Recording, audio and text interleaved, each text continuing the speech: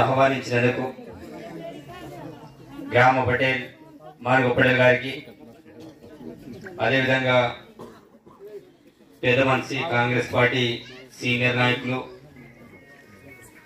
లింగం లింగన్న గారు, అదేవిధంగా ఇట్లగూడ పెద్ద మనిషి చీపల్లి మల్లేష్ గారు, స్థానిక సర్పంచ్ జగన్, ఉప సర్పంచ్ తొడసం భగవంతరావు, దాంతోపాటు రాజు, సాయి, మిగతా గ్రామస్తులందరికీ, అదేవిధంగా అక్క చెల్లెలందరికీ, మరి ఈ గ్రామానికి మిగతా గ్రామాల నుంచి వచ్చే పెద్ద మనుషులందరికీ కూడా ధన్యవాదాలు తెలియజేస్తూ అందరికీ నమస్కారం.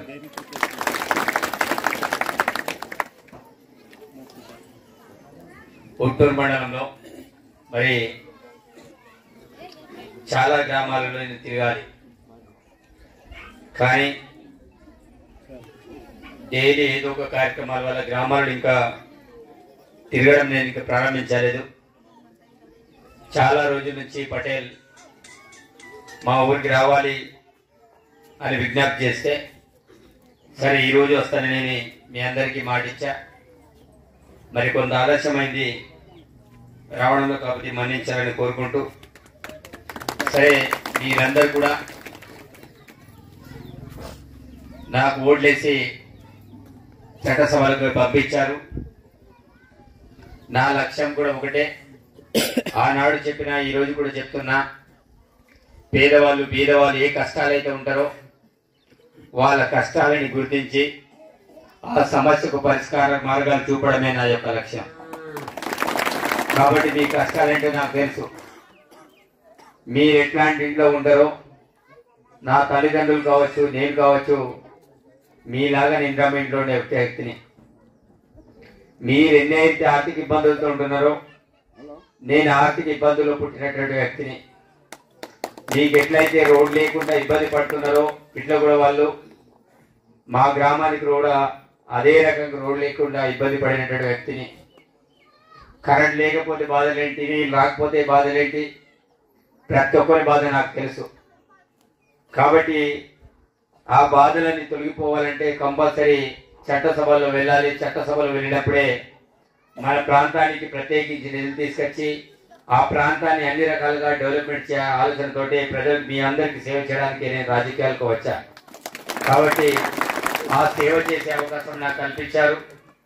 తప్పకుండా ఏదైతే ఇచ్చిన అవకాశాన్ని మీ యొక్క వెనుకబాటుతనానికి అది అభివృద్ధి దిశగా ప్రయాణించడానికి మీకు ఏవైతే కావాల్సిన మీరు ఏవైతే కోరుకున్నారో, మాకు జీవనాధారం కాలువ, తప్పకుండా నాగపూర్ ప్రాజెక్టుతో పాటు Mattadi project, Chikman project, Kadem project, Sadar Math, అదేవిధంగా ఇట్లా చెప్పుకుంటూ పోతే త్రివేణి సంగమం ఎన్నైతే మన నియోజకవర్గ పరిధిలో ప్రాజెక్టులు ఉన్నాయో, చెరువులు ఉన్నాయో, ఎక్కడెక్కడైతే కాలువలు లేవో వాటన్నిటి మీద కూడా పూర్తి స్థాయిలో నివేదికలు తయారు చేయించి అన్నింటినీ కూడా రిపేర్ చేసి కాలువలు చేసే అవకాశాన్ని తప్పకుండా ప్రభుత్వం ద్వారా నేను అనుమతి తీసుకుంటా, కాలువలు చేసే విధంగా నేను ప్రయత్నం చేస్తానని ఈ సందర్భంగా మాటిస్తూ, అదేవిధంగా సోదరుడు చెప్పిండు మా పట్టాలు ఉన్నాయి సార్, భూములు ఉన్నాయి సార్, కానీ పట్టాలు లేవు. పటేల్ కూడా అదే చెప్పారు, మా భూమి ఉంది కానీ పట్టా లేదు. కానీ మీకు పాలకులందరూ కూడా మోసం చేస్తూ నచ్చారు. ఏమని చెప్తే వస్తారంటే మీ అందరికీ పట్టాలు ఇస్తామని మొన్నటి వరకు కూడా అదే మాట చెప్తూ వచ్చారు. కానీ నేను ఉన్న వాస్తవం చెప్పిన, పట్టాలు ఇవ్వలేము కానీ ప్రత్యామ్నాయ మార్గాలు తప్పకుండా చూపెడతామని మీ మాకు మాట ఇచ్చా. అదే రకంగా పట్ట కాదని మీకు తెలుసు, అది మా వాళ్ళకి తెలుసు. మరి దానికి ప్రత్యామ్నాయ మార్గం ఏంటిది? మీ అందరికీ గతంలో లోన్స్ వస్తుండే, పానీలు ఇస్తుండే, ఎలాంటి ఇబ్బందులు లేకుండే. కానీ మీకు లోన్స్ రావు, పానీలు రావు. దాంతో మీ అందరికి ఎవరు కూడా రైతు బంధు వస్తలేదు. కాబట్టి ఈ విషయం నేను ఆల్రెడీ ఇప్పటికే మన ఇన్ఛార్జ్ మంత్రి సీతక్క గారితో కావచ్చు, అదేవిధంగా మొన్న గౌరవ ముఖ్యమంత్రి రేవంత్ రెడ్డి గారికి కావచ్చు, ఈ ప్రాంతానికి సంబంధించిన నాన్ ట్రైబల్ ఏదైతే సమస్య ఉందో తప్పకుండా దాని పరిష్కార మార్గం చేద్దాము అనే విషయాన్ని సీఎం దృష్టికి తీసుకెళ్లడం అనేది జరిగింది. కాబట్టి ఈ యొక్క పరిష్కారం కోసం అవసరమైతే లింగన్న లాంటి పెద్ద మనుషులందరినీ కూడా తీసుకెళ్లి హైదరాబాద్ లెవెల్లో తీసుకుపోయి ఏ రకంగా ప్రత్యామ్నాయం చేద్దాం. పట్టాలు అయితే ఇవ్వలేం, కానీ ఆల్టర్నేట్ గా వాళ్ళకు ఉండే భూముల మీద బ్యాంక్ లోన్ ఇచ్చే విధంగా కావచ్చు, అదేవిధంగా ప్రభుత్వ పథకాలు అందే విధంగా కావచ్చు, అది చేయాల్సిన అవసరం ఉంటది. అది చేసే బాధ్యత మరి తెలంగాణ రాష్ట్రంలో ఏడు నగరం కావచ్చు, భద్రాచలం కావచ్చు, ఉట్నూరు కావచ్చు, ఈ ప్రాంతాల్లో ఏజెన్సీ ప్రాంతం అనేది ఉంది. కాబట్టి తప్పకుండా అక్కడ ఎమ్మెల్యేలు కావచ్చు, ఇక్కడ ఎమ్మెల్యేలు కావచ్చు, మేమంతా కూడా కలిసి మాట్లాడి దానికి ప్రత్యామ్నాయ మార్గాలు ఆలోచిస్తున్నాం. కాబట్టి నాన్ ట్రైబల్ సోదరులు కూడా ఎవరు కూడా బాధపడాల్సిన అవసరం లేదు, వాళ్ళని ఆదుకునే బాధ్యత మాది. దాంతో పాటు మన వాళ్ళకు కూడా చాలా మందికి పట్టాలి ఆ రోజు నుంచి ఈ రోజు వరకు కూడా. అట్లాంటి విషయాలు ప్రధాన కారణం ఏంటిదంటే ఏదైతే ధరణి పోర్టల్ తీసుకొచ్చారో ధరణి పోర్టలే అందరికి సమస్య. ఆ ధరణి పోర్టల్ వల్లనే మీ అందరికి కూడా నాన్ ట్రైబల్ కి పానీలు వస్తలేవు. ధరణి పోర్టల్ వల్లనే మీకు పొజిషన్ సర్టిఫికేట్ ఇవ్వలేదు. ధరణి పోర్టల్ వల్లనే మీకు బ్యాంకు రుణాలు ఇవ్వలేదు. ఆ పుణ్యం అంతా చేసింది పోయే ప్రభుత్వం. కాబట్టి మీరందరూ కూడా దాన్ని గ్రహించాలి. మరి అలా చేసిందని మీరందరూ కూడా తగిన గుణపాఠం చెప్పి వాళ్ళందరికీ ఫామ్ హౌస్ కి పరిమితం చేశారు, మాకు అవకాశం కల్పించారు. తప్పకుండా ప్రతి సామాజిక వర్గాల వారిగా సమస్యలను తెలుసుకొని ఆ సమస్యను ఎట్లా పరిష్కారం చేయాలో చేసే బాధ్యత మాది. ఎందుకంటే మీ అందరికి చెప్పినాం, ఎలక్షన్ టైం అయితే ఎన్నైతే హామీలు ఇచ్చామో ఆ హామీలన్నీ కూడా మేము కట్టుబడి ఉన్నాం. నేను ఇచ్చిన హామీలు కావచ్చు, కాంగ్రెస్ పార్టీ ఇచ్చిన హామీలు కావచ్చు, వాటన్నిటి కూడా అమలు చేసే బాధ్యత మాది. మేము ఏవైతే 6 గ్యారెంటీలు చెప్పాం, ప్రతి మహిళకి నెలకు 2500, 500 గ్యాస్ సిలిండర్, ప్రతి ఒక్క పేదవాడికి ఇందిరమ్మ ఇల్లు, 4000 చొప్పున పెన్షన్, అదేవిధంగా ప్రతి ఒక్కరికి కూడా ఎవరైతే బీద వాళ్ళు ఉంటారో వాళ్ళందరూ కూడా మేము చెప్పినటువంటి 200 యూనిట్ ఉచిత విద్యుత్ కావచ్చు, అదేవిధంగా వికలాంగులకు 6000 చొప్పున పెన్షన్ కావచ్చు, అదేవిధంగా ఆడపిల్లలకు 1,00,000 రూపాయల తులం బంగారం కావచ్చు. ఈ అన్ని అంశాల మీద మేము కట్టుబడి ఉన్నాం. ఇప్పటికీ ఆల్రెడీ మహిళలకు ఉచిత బస్సు ప్రయాణం స్టార్ట్ చేశాం. అదేవిధంగా 10 లక్షల హెల్త్ ఇన్సూరెన్స్ మేము స్టార్ట్ చేశాం. తప్పకుండా త్వరలోనే ప్రతి మహిళకి నెలకు 2500, అదే దాంతో పాటు 500 గ్యాస్ సిలిండర్ అతి త్వరలోనే ప్రారంభించబోతున్నాం. అదేవిధంగా రైతు బంధు కూడా ఇవ్వబోతున్నాం. అదేవిధంగా 2 లక్షల రుణమాఫీ కూడా చేయబోతున్నాం. కాబట్టి ఎవరు కూడా ఆదాయపడద్దు. మరి గతంలో అయితే కనీసం నెల జీతాలు రాకపోతుండే, ఏం చేయాలో అర్థం కాని పరిస్థితి. మరి అట్లాంటి పరిస్థితుల్లో కూడా ఈసారి ప్రభుత్వ ఉద్యోగులకు నెలకు జీతం ఇచ్చాడు. అదేవిధంగా మీ అందరికీ కోరుకునేది ఒకటే, ప్రభుత్వం దగ్గర డబ్బులు లేవు. కేసీఆర్ అనేవాడు మొత్తానికి ముందే ముంచిండు, ప్రభుత్వాన్ని తెలంగాణ రాష్ట్రాన్ని అప్పుల కుప్పగా మార్చిండు. అట్లాంటి గడ్డు కాలంలో కూడా గౌరవ ముఖ్యమంత్రి రేవంత్ రెడ్డి గారు మరి పెట్టుబడులు పెట్టాలి, తప్పకుండా మాకు నిధులు కావాలని దావోస్ వెళ్ళడం అనేది జరిగింది.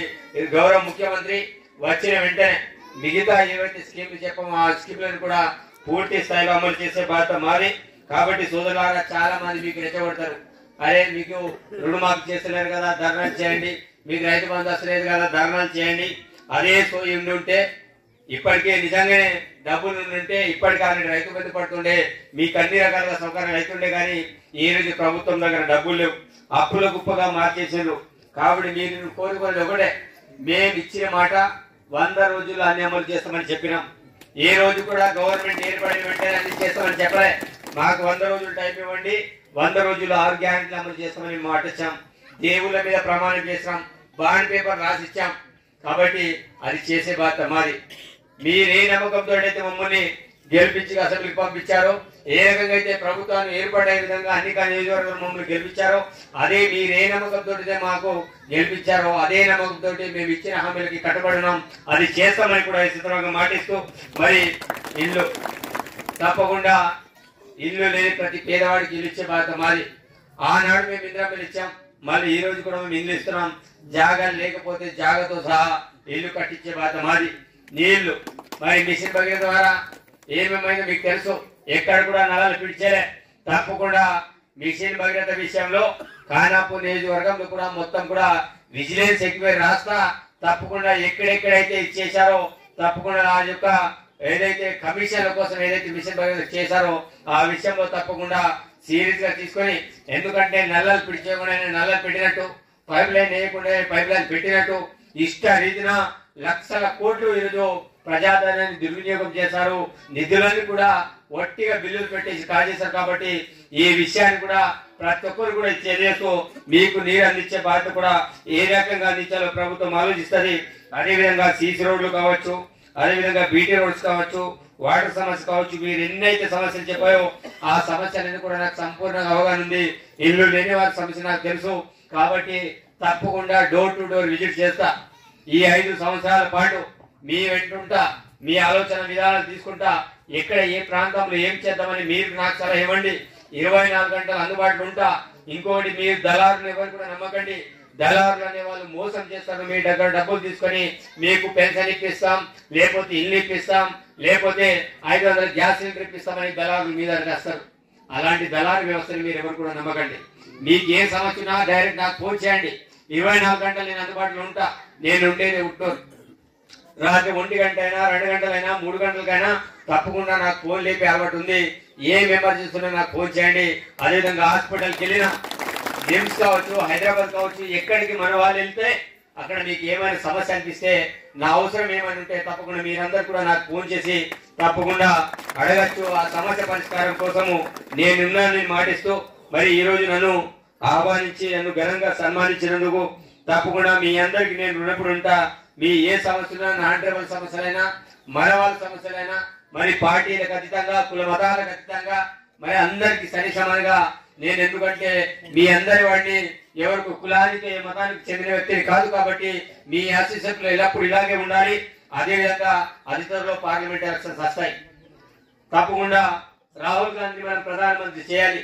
మీరు ఏ రకంగా అయితే నాకు ఓట్లేసి గెలిపించారో దానికంటే రెట్టింపు స్థాయిలో మీరందరూ కూడా పెద్ద ఎత్తున ఓట్లు వేయాలి. తప్పకుండా ఈ పార్లమెంట్ స్థానాన్ని కైవసం చేసుకుందాం. అదేవిధంగా సోనియమ్మకి ఒక గిఫ్ట్ గా మన ఎంపీని గెలిపించి పంపిద్దామని తెలియజేస్తూ సెలవు తీసుకుంటున్నా. ధన్యవాదాలు మిత్రులారా.